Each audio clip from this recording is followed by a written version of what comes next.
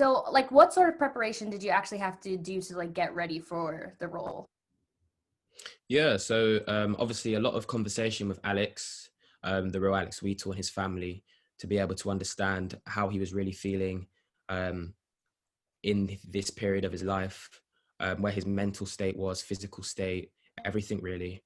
Um, Also, I did watch a film called Babylon, just to kind of like get a sense of what it was like in the 1980s, being a black man. Um, I listen to a lot of music as well. I think music's really plays a big part in my process because it allows me to really lose myself. I lose myself in music. So when I hear music, I feel it, and it really takes my body on a journey physically. And so, what is that like to you to be a part of a film that really is about like reggae music and its roots in Caribbean culture and in the culture at large? Mm. Just an honor, an honor. For it to be my debut as well. Um, I would have never ever anticipated it to be at such a level. Um, Also like what we've created is going to be a part of the curriculum within London. I mean, BBC over here have already set up websites and like GCSE links to do with Alex Wheatle's story, Lovers Rock, and just the history of Black Britain, well, part of the history of Black Britain. Um, Until now, a lot of people want to sweep our history under the rug like we never existed. So it's just an honor to be a part of a movement and the beginning of change. This is going to be part of the curriculum in the schools in England. And as like someone who's Afro-Caribbean myself, like these films definitely are like really meaningful and like impactful to finally see, like Caribbean people portrayed in like a very dignified way, and to really give like a deep insight into the culture. So like, I guess just what does it feel to you to know that you're going to be a part of that canon, and to know that you're going to be a part of that history? Yeah. One thing about myself that I've always wanted to set up and like always had a goal towards is to really leave a legacy, and a powerful and inspiring legacy. That's one thing that's always been on my mind. So for it to happen so early, I mean, if I was to pass away tomorrow, like my film will be there forever. The articles will be there forever. So it's really humbling and really, really exciting and honorable to be a part of this. Yeah. And there's a proverb that inspires like the name of the series, and it's like, if you are the big tree, we are the small axe. What does that Mm. mean to you? It really means that we'll keep chipping away no matter how many times you try and, suppress us, cover us up. Our stories will still be here to be told. That us as people of color will continue to cut down the oppressor, no matter how many years it takes. And of course, you might be smaller. Of course, the system might be built against us, but that's not going to stop us because there's a roaring fire in us that definitely is not going to be shut down. Yeah, I like that. There's a phrase we use in Jamaica, and it says like, we little but we talawa. So like, we're a very small nation, but we still have like massive impact. And I definitely feel that in like the whole series. Have you gotten to watch any of the other films in Small Axe? I've watched them all. And like, which one, I guess, is your favorite, or which one do you like resonate with the most, besides of course like your own? No, I really loved Lovers Rock. For me, Yeah. I got lost in the music. I got lost in the cinematography. The way Shabir can just, capture a moment and really make you feel that you're included with the cast. It's just incredible. And the music used, like Kunta Kinte, that song there is just so contagious. Like I was in my room dancing around, and after I played that song about 20 times, blared it on my speaker, and just lost myself in the music. And same with Silly Games as well. Yeah, Lovers Rock was definitely like such an amazing film. Mm, I mean, they're all amazing. That's Steve McQueen for you. He's just, you know, exactly. so amazing, so prolific. What is it like to do, I guess, technically a biopic, even though this is just a small glimpse of like Alex Wheatle's life, but what is it like to do a film like this for someone who's still alive? Mm. I mean, there is a pressure. There's a huge pressure because obviously you want to do it right. Like him and his family are bound to see the end product. So you know, there's an element of respect that you really give to the story, a bit more respect because he's a living man, I guess.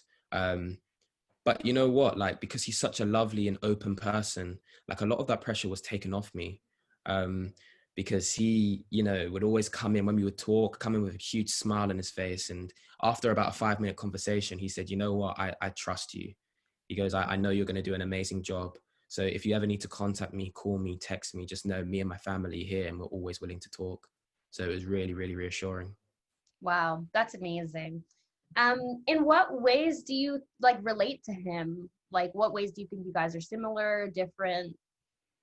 Yeah, I mean, so he grew up in, well, Shirley Oaks literally was about 5 minutes in the car, 10 minutes in the car from where I actually grew up.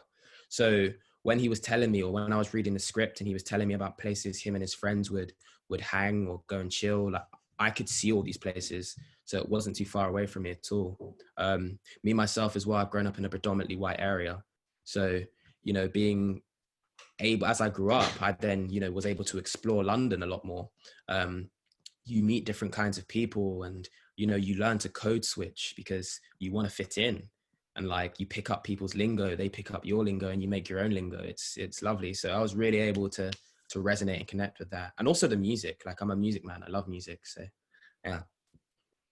I mean, that was an interesting part of the film as well. The way Alex kind of, I don't want to say like discovered his blackness, but really like came into it and became comfortable with it. Because you have in the beginning where he's like, policemen are our friends, and then he moves, you know, to a different ideology, and then, you know, it gets to the end and he's talking to the man he's in the cell with, and he's like, you need to learn about your history. Like, what ways do you kind of see that still happening, or like did you go through like a similar journey? Like, what ways do you think that kind of connects to like the time we're in right now? um I mean, I think it's inevitable as we grow. Grow in age. We grow as a people. We begin to know things about ourselves, find things about, and discover things about ourselves that we never knew were really there, really and truly. Whether that's to do with our own history or just our own interests and how they develop. I think for me as a person, um, you know, I've never been one to look at police and go, oh my gosh, they're here to help us and aid us, because throughout my whole life, all I've seen is our people being oppressed, our people being mistreated. And, you know, when I do see police, it is something, maybe kind of like, the more I've grown up, actually, the more weary I do get, because, you know, as you're younger, you're the cute boy, you know, you're a cute little brown skinned boy that has lovely chocolate skin. But as you grow up and you know, you gain some more muscle or some more figure, it's now you're more intimidating and you're more of a threat. So I've definitely learned and kind of accustomed myself to that. And what message would you want people to take away from having seen this film? Keep going, never give up. I mean, this might sound quite hypocritical because I'm not one to read. I don't really like reading myself, but I mean, as Simeon says, like education is the key. And the way you can really like gain more education is by reading. So if it is an interest of yours, definitely don't be one to shy away from it. And if it's not, then that's why we make things like Small Axe. Because for me, I wasn't a reader, but I would love to educate myself through watching TV, through watching films, PowerPoint presentations. And that's just for the youth. But in terms for the older generation, I mean, there's a lot of people that tend to give up on young Black people, or they tend to define one mistake as they tend to look at the one mistake someone has made, and then that defines them as a person. It's like, no, we all make mistakes. So just give that patience and give that time to someone, and you never know how you're going to change that person's life. That's really amazing. I want to ask, like, your family, like, how did they feel about you, like, getting this role? How did they feel about, like, seeing the film? Like, what was their experience getting to watch you go through this process? Well, I'll be real. I think the first time I got this, I think my mum had no clue what I was really getting into. Like, I knew myself, obviously I'm an actor, so I know the caliber of work Steve does, and I know the, you know, the what it can really do for my career. But I think for my mum, until she saw it, she didn't really know. You know, she was very much set on if, because we had an issue, once I had the role, you know, once you're in drama school, you're not really supposed to take any professional work until your third year. My mindset was like, Mum, these opportunities come once in a lifetime. So the fact that it's happened so early for me and it's such an important story and I know what it can do for people, I'm willing to drop out of drama school for it. Like if they don't want me, I'll go and do my job, you know? But she was very much like, no, education, get your degree, da, da, da. You know, as any mother would be, like, that's it's kind of your role in your job. But when she then saw it, it was like, whoa, I didn't know you could do that. I didn't know that's what you guys were doing. I didn't know you were capable of such work. So um, it was really, really, really good to see, and for her to realize that I'm not mucking around when I'm saying I'm here to be an actor, you know.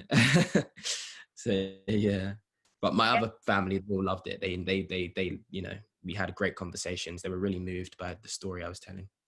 Yeah, definitely. There were a lot of moments where there was just silence, where it's just you kind of just like laying there, and you really like, you know, like brought forth a lot of emotion through that. So I'm sure your family is definitely super proud of you, as they should be. They are, they are. Why did you get into acting? It was just fun for me. I mean, it was a place and a space where I could be an idiot and a fool and not be reprimanded for it, not be judged for it. It's where I can just have some fun and be playful. And that playfulness really attracted me to it. You know, I wanted to be a singer at one stage, and the reason I kind of fell out of love with it, or not out of love in it, but like stopped doing it and trying to take it as a career, because I was part of a choir for three years or so.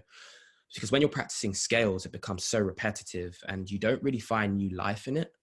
But the more you do scenes and the more you work something when you're acting, there's just new elements of life and new sparks and new meanings that, you know, you pick up. So it never gets boring for me. And that's what really attracted me to it.